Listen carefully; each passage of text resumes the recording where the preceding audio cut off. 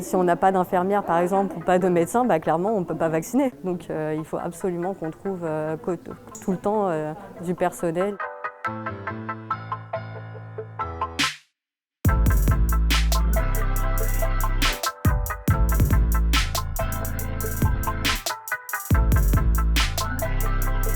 Ça avait tout son sens pour moi de m'engager dans cette mission-là parce qu'on attend tous et toutes la vaccination, quoi. Et pour nous, c'est vraiment l'issue de sortie.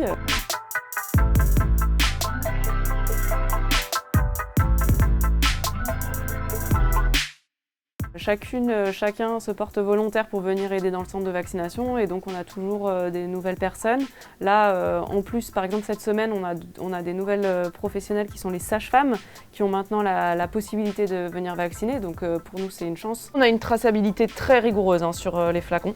On les compte à la sortie, on les compte à l'arrivée et on les décompte à chaque fois qu'on en utilise.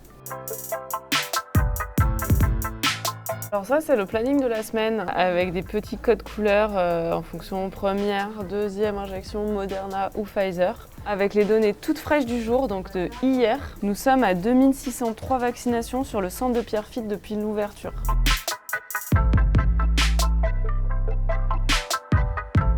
On n'est pas là tous les jours parce qu'on ne peut pas, on a aussi d'autres missions à assurer, à continuer à assurer. Donc c'est d'autres collègues qui nous remplacent certaines journées, mais on se rend bien compte que c'est important d'avoir une personne qui coordonne l'ensemble de la gestion du centre. C'est pour ça qu'avec Lucie, en fait, on travaille très bien parce qu'elle est là tous les jours de la semaine. Selon certaines responsables, je suis le fil rouge du centre de vaccination.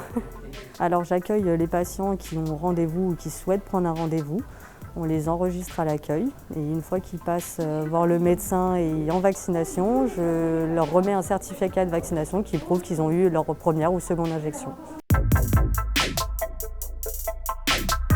Tout se passe bien aujourd'hui? Ouais. Rien à signaler? Rien à signaler.